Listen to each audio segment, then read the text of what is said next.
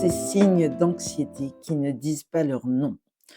Tu connais peut-être ce type de réveil. Tu ouvres les yeux et ton corps semble déjà avoir commencé la journée avant toi. Ta nuque est tendue, ta mâchoire reste serrée, une fatigue lourde est là, même si tu as dormi.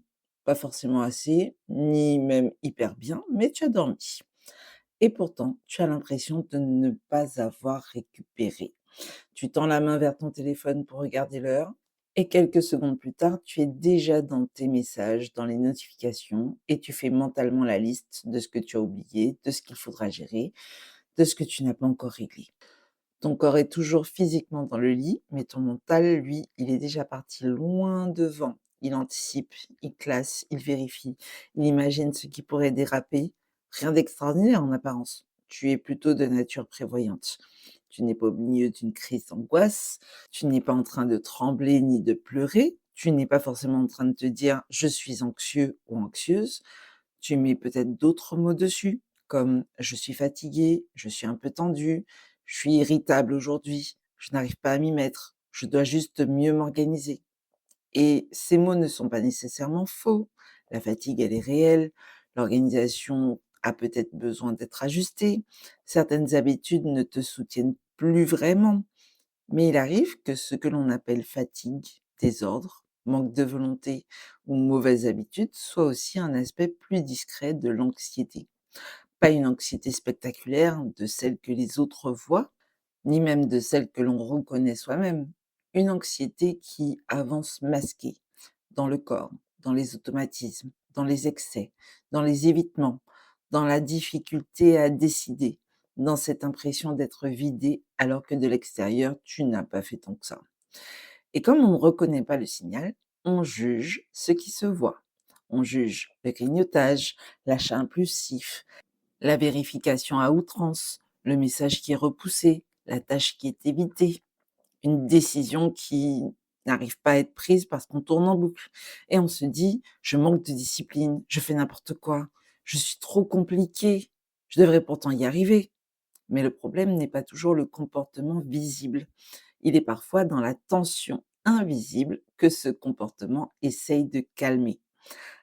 Avant de te condamner pour ce que tu fais, il peut être intéressant de te demander ce que ce comportement essaye peut-être d'apaiser.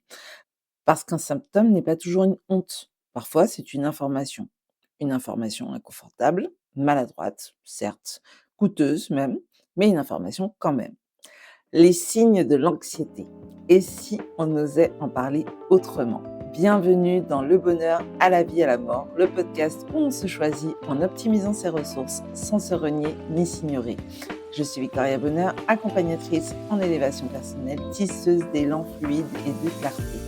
Ce podcast est un espace de réflexion sans injonction pour celles et ceux qui veulent vivre autrement, avec plus de justesse, plus de paix, plus de présence.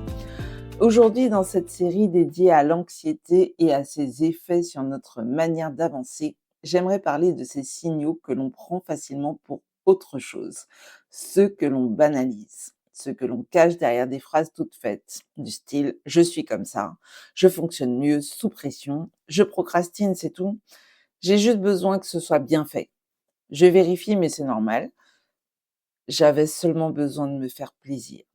Ces phrases peuvent contenir une part de vérité. Tout n'est pas anxiété. Une envie de manger n'est pas toujours une compulsion, un achat n'est pas toujours une fuite. Et une vérification n'est pas automatiquement un TOC. Évitons de faire en sorte que cet épisode t'amène à tout analyser ou à te regarder comme un dossier à diagnostiquer. L'objectif est beaucoup plus délicat. Apprendre à reconnaître ce qui revient souvent, ce qui coûte plus cher qu'avant, ce qui te soulage sur le moment mais qui te laisse plus fatigué encore après. Il ne s'agit pas de te coller une étiquette, il s'agit plutôt de remettre de l'écoute là où tu as peut-être pris l'habitude de te juger. Parce que ce qui semble parler à ta place, quand tu n'as pas encore trouvé les mots, te donne des indications sur ce qui pourrait attirer ton attention. Et si ce que tu vis devient envahissant, si cela t'empêche de dormir, de travailler, de sortir, d'être en lien avec le reste du monde, de t'alimenter correctement, ou si tu sens que tu perds pied, un accompagnement médical ou psychologique peut être nécessaire. Demander de l'aide ne veut pas dire que tu as échoué. Cela peut être une manière de ne plus rester seul avec quelque chose qui te contraint. Quand l'anxiété est présente sans se montrer clairement, l'observation du corps permet de déceler les premiers signes. Le corps ne fait pas de grands discours. Il se contracte, il bloque, il digère mal, la gorge se serre. Tu peux dormir sans avoir l'impression de récupérer, tout simplement parce que ton corps reste en alerte alors que rationnellement tu voudrais te poser. Tu peux ressentir une boule au ventre systématiquement avant un certain type d'appel ou un type d'action, une pression dans la poitrine au moment d'écouter un message, te rendre compte après coup que tu avais les dents qui s'étaient serrées. Et si jamais tu as appris à tenir, cela peut passer inaperçu pendant très longtemps. Parce que tu continues à avancer, tu continues à faire ce qu'il y a à faire, et tu te dis, bon, ça va, je gère. Puisque de toute façon, tu tiens. Mais tenir le coup ne signifie pas forcément que ça va et que tous tes indicateurs sont ouverts. Parfois, tenir le coup signifie seulement que tu as encore assez d'énergie pour compenser. Et l'anxiété fatigue énormément, même quand tu ne bouges pas, même quand ta journée n'a pas l'air si remplie que ça. Il y a la fatigue visible, celle des tâches, des déplacements, des obligations, et puis il y a la fatigue qu'on ne voit pas, celle de l'anticipation, celle des conversations que tu rejoues sans cesse dans la tête, celle des scénarios catastrophes qui se construisent sans que tu y fasses vraiment attention, celle de l'émotion contenue, celle qu'on utilise pour contrôler notre image, celle du corps qui reste prêt à réagir même quand rien ne se passe encore. Un corps qui monte la garde toute la journée ne récupère pas comme un corps qui est réellement détendu. Tu peux ne rien faire en apparence et lutter intérieurement depuis des heures contre toi-même. Tu peux avoir une journée a priori calme et te sentir vidé parce qu'à l'intérieur, ton système n'a jamais vraiment reçu le message que la menace était passée. Quand cette fatigue s'installe, elle change la manière dont tu vis le quotidien. Tu deviens plus sensible au bruit, ta patience diminue, tu réagis au quart de tour quand tu entends une remarque. Ta concentration est plus volatile, une tâche a priori simple te demande un effort disproportionné. Et très souvent, quand la situation perdure, tu cherches juste du répit sans savoir réellement comment te le procurer. Quelques minutes où ça se calme, un tout petit moment de répit où tu ne sens plus autant la pression. Quelques instants où ton système peut enfin souffler, même si ce n'est pas de la manière la plus optimale possible. Et c'est là que certains comportements apparaissent, comme des tentatives de régulation qui ne sont pas toujours très rationnelles. Tu te retrouves par exemple devant le frigo en train de chercher un truc à manger, de préférence avec un goût spécifique dans la bouche, du style du chocolat ou une autre saveur que tu trouves réconfortante, avec une texture moelleuse qui remplit bien la bouche en une seule bouchée, comme un gâteau ou un plat de lasagne.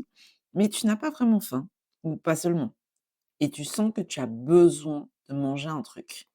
Il y a cette sensation aussi désagréable qui est dans ta poitrine. Cela fait comme un vide, ou plutôt une sorte de brûlure diffuse, un point qui t'oppresse sous la cage thoracique. Le sucre, le croquant ou le gras, le remplissage de la bouche. Cette sensation immédiate où tu as l'impression qu'on vient abaisser l'interrupteur.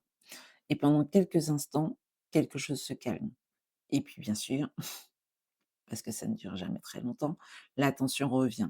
Et quand ce comportement se reproduit au point d'être devenu remarquable et dérangeant, car tu trouves que tu as pris un peu de poids ou que tu as des boutons qui sont apparus et on t'a dit que c'est dû à ton alimentation, tu y associes souvent du jugement et de la culpabilité. Je n'ai aucune volonté, je fais n'importe quoi, je suis incapable de me contrôler. Mais si tu t'arrêtes seulement à ce jugement, tu passes peut-être à côté du vrai sujet. Là, j'ai pris l'exemple de la nourriture, cela peut être aussi une consommation d'alcool, de cigarettes ou des achats non prévus dans ton budget. Ce que tu appelles manque de volonté est parfois une stratégie de soulagement qui n'a jamais été écoutée correctement. La question n'est pas uniquement pourquoi je n'ai pas résisté, mais elle peut aussi devenir qu'est-ce que je cherchais à apaiser. Une fatigue, une frustration, une tristesse, un trop-plein, une sensation de vide. Une journée où tu t'es tellement contenu que ton corps cherche maintenant un mode de décompression rapide. Cela ne veut pas dire que ce comportement n'a aucune conséquence. Cela ne veut pas dire non plus qu'il n'y a rien à ajuster et que tout est parfait. Mais avant de vouloir supprimer le geste, il peut être nécessaire de comprendre ce qu'il tente de calmer. La même mécanique alimentaire ou de substances à ingérer se retrouve aussi dans les achats. Bien sûr, il y a les achats utiles, il y a les achats plaisir, il y a les achats choisis, assumés, cohérents avec tes besoins et avec tes moyens financiers.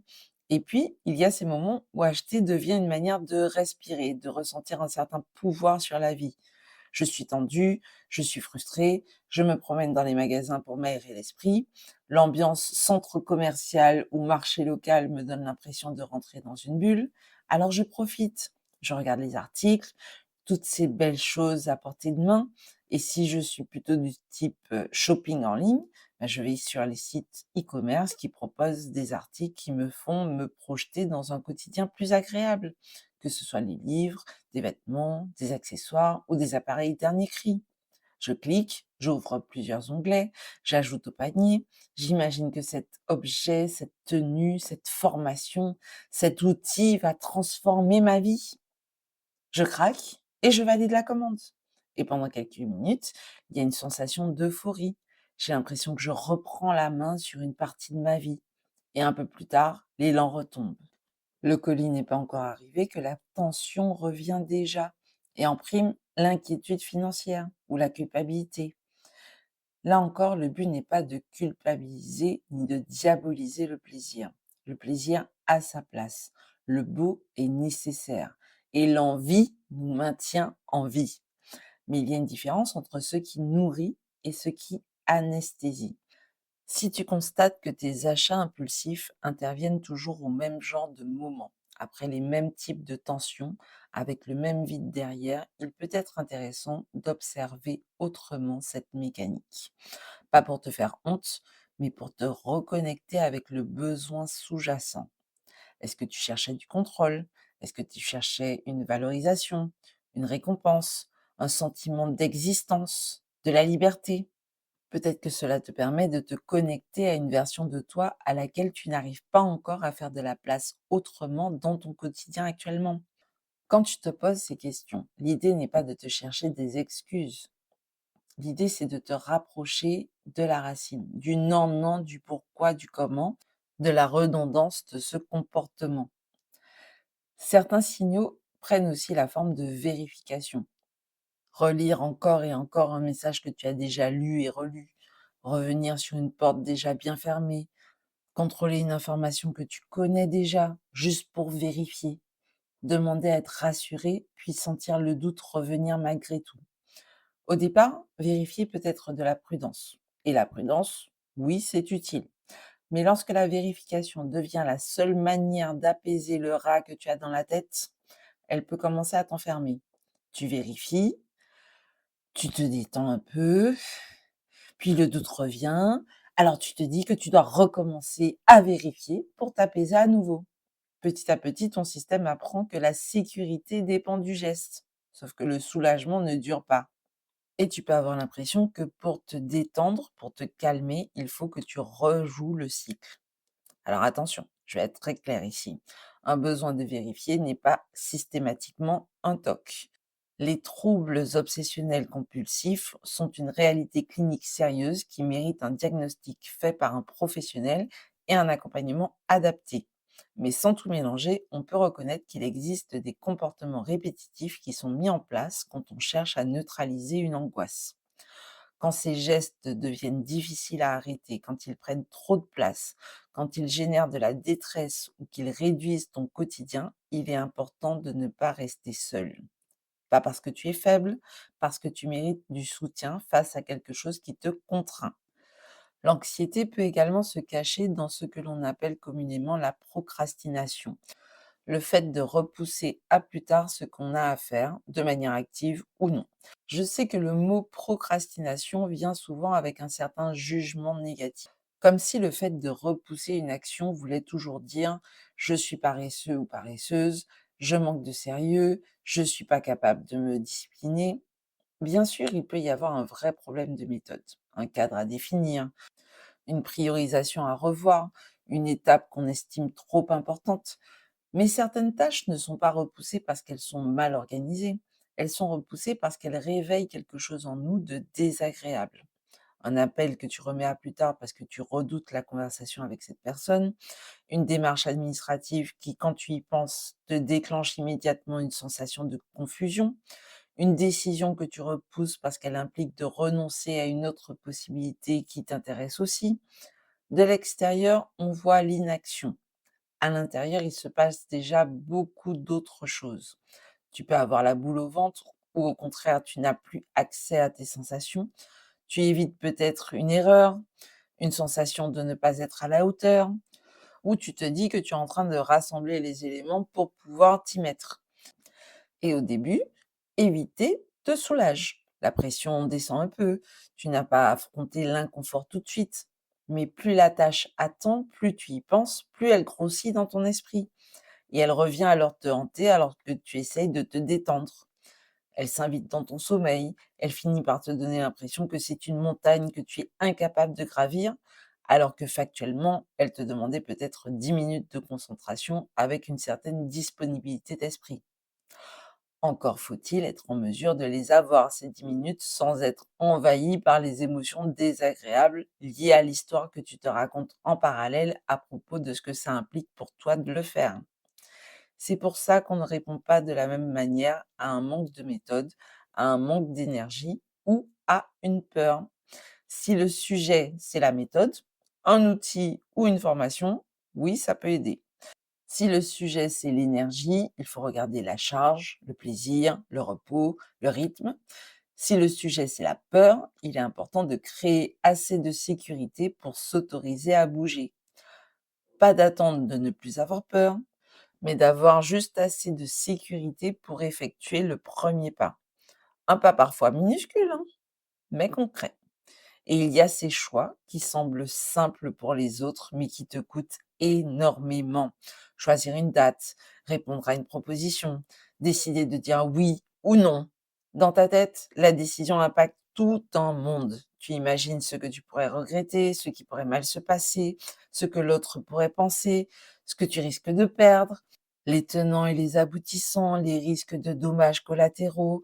Et si l'autre option était meilleure, et s'il existe encore une autre option auquel tu n'avais pas encore pensé, alors tu cherches encore des informations, tu demandes un nouvel avis, tu compares, tu crois avoir décidé, puis tu reviens en arrière. Au bout d'un moment, ce n'est plus seulement la décision en elle-même qui te fatigue, c'est tout ce que tu mets autour pour essayer de ne pas te tromper. Et on appelle ça de l'indécision.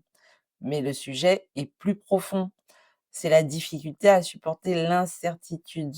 Parce que choisir, c'est accepter qu'il n'y a pas toujours une garantie absolue. C'est avancer avec assez d'informations et de convictions, même si on n'a pas encore toutes les preuves que c'est la meilleure option. Et pour un système anxieux, le fait de ne pas avoir toutes les preuves, ça peut être très difficile à vivre. Il recherche la certitude avant de bouger et même quand la certitude est présente, il va quand même se poser la question des répercussions de cette action sur son univers. Et ça peut être épuisant. Mais de toute façon, une chose est sûre, la vie ne donne jamais toutes les preuves avant le mouvement. La plupart du temps, on choisit avec un minimum de clarté, puis on ajuste. Ce n'est pas de l'inconscience, c'est une manière de ne pas laisser la peur de se tromper décider à notre place. Et je crois que le nœud de cet épisode est là. L'anxiété cachée nous pousse parfois à chercher tellement de sécurité que notre vision de la vie finit par se rétrécir. On évite pour ne pas souffrir, on vérifie pour être tranquille, on achète pour respirer ou pour se donner du pouvoir, on mange pour se calmer, on analyse pour éviter de choisir. Sur le moment, chacune de ces stratégies a une certaine logique, mais si elles deviennent tes seules réponses, elles peuvent finir par te coûter beaucoup plus cher que ce qu'elles soulagent. C'est pour ça que je parle souvent de remettre de la conscience et de la lucidité dans ce que tu vis. Parce que cette lucidité, cette conscience te permet de remettre du lien entre ce que tu fais, ce que tu ressens et ce dont tu as besoin. Au lieu de demander qu'est-ce qui ne va pas chez moi, tu peux commencer par qu'est-ce que ce signal essaye de me montrer. Cette question ne nie pas les conséquences du comportement, elle ne transforme pas toutes les réponses en excuses, mais elle crée un espace entre la situation, le jugement et la réponse. Et dans cet espace, tu peux observer autrement. Tu peux remarquer qu'une envie de manger sans faim arrive surtout après une journée où tu t'es beaucoup contenu, qu'un achat impulsif apparaît quand tu manques de plaisir, de liberté ou de reconnaissance, qu'une vérification se répète davantage quand tu as peur d'être critiqué, qu'une tâche devient impossible à commencer quand elle touche à ton image, à ta légitimité ou à ton besoin de réussir.